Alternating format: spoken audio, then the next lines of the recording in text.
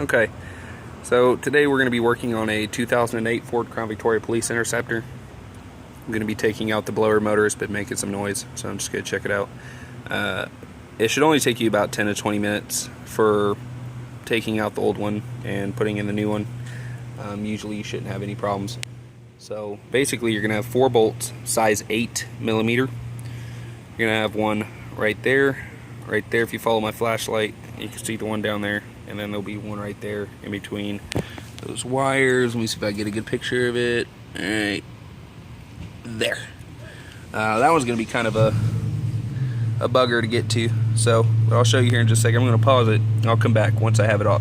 Again, just take those 4 bolts out, and then unplug it before you do this, and you should be able to get it out. Okay, so far it's taken me about the last 2-3 minutes to get a couple of these bolts out. This one right down there, it's actually going to be right there. If you can see that hole, you're actually going to need, to best get to it, you're going to need a swivel socket adapter.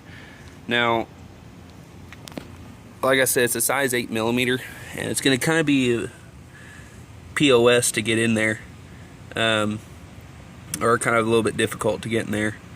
So you're going to need to just kind of push down on the socket. It will come out. You just have to push really hard. Just make sure it keeps contact. And after you get about 3/4 of the way, I should be able to twist out my hand. These other ones I'm getting ready to take out. Push this wire up over the top. It'll make it easier access for you. So let me get these other bolts out, and I'll show you the rest. Okay, let me autofocus this back in.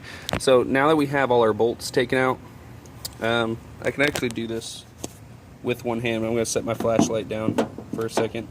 What you're going to need to do is, this kind of comes with it, so you'll need to pull this off.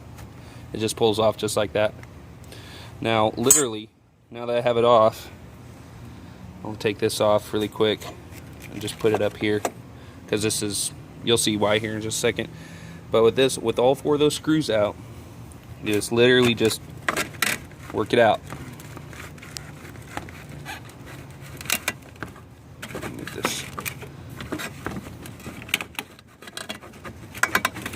Move it out little by little, and that is it. That is the old one. Now, I don't know if I can set my phone up to record this, but the way I made sure it worked before, and I'm kind of doing this a little ghetto, but let's see. I don't know. Basically, what you can do is take this with someone helping you out. You can take it, plug it into that plug on the outside when you get your new one, if you go to a salvage, and you just plug it in, have somebody, after you get it, you can see if it works before you install it and realize it doesn't. So that's what I'm going to do right now.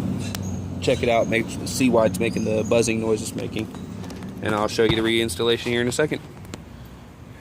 Okay, so I figured out my problem. If you install yours with a used one, and your gasket, basically you have, and I won't be able to show you, you can kind of see it sticking out right there. I had to really kind of pull it down and bend it up and around this edge, install it, and kind of push it back down with my finger. And what I did is I turned it on inside the car before I put it all back together. You see it's plugged in right now, and guess what? Didn't make any noise. I sucked it down with the screw first, just in case it came loose. Man, you don't want to damage that bird cage; it'll never run again. So suck it down with the screw if you want, so it's, you know, semi-secure, and then turn it on in the car. If it makes a noise, it's probably something in your motor. If it doesn't, then guess what? You fix it like I did. So you put your screws back in. Let me set my flashlight again. This bracket has a notch made right here. You just basically put it back like that. You put your screw there. You put your a screw back right there, which is, my phone is jacking out. There it goes. And I'll show you what it looks like here in a second. Okay, so I found a better way to put that bottom screw in. I've just spent the better half of 10 minutes trying to get that bugger back in.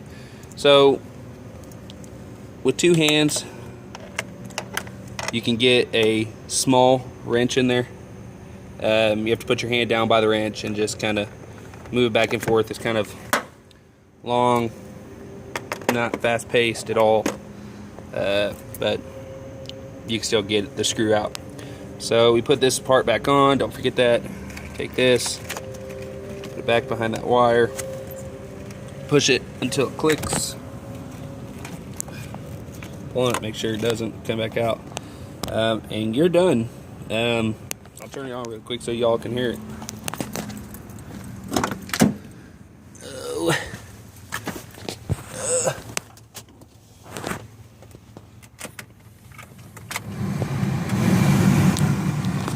The noise.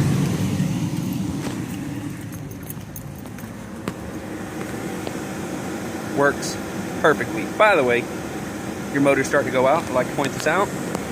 Do not hit it on top. Right there. See where that tape is? Oh yeah, that's ghetto fab right there. You wanna know why that's ghetto fab? Because I happened to hit it, and buddy told me to hit the motor, and I'm not. I took it out by myself the other day, and he was like, "Oh, that's not the blower motor up there. That's the blower motor." Whatever. Y'all can laugh at me. But I fixed it. It works just fine. But that gasket, man, if you get that gasket down in there and it curls back up underneath and touches that bird cage, it will cause a whining noise, and it will irritate the ever-living S out of you. So there you have it. 2008 Ford Crown Vic blower motor removal and replacement. Make sure you get that gasket out. 4 bolts, 8mm, and there you have it. Any questions, feel free to ask.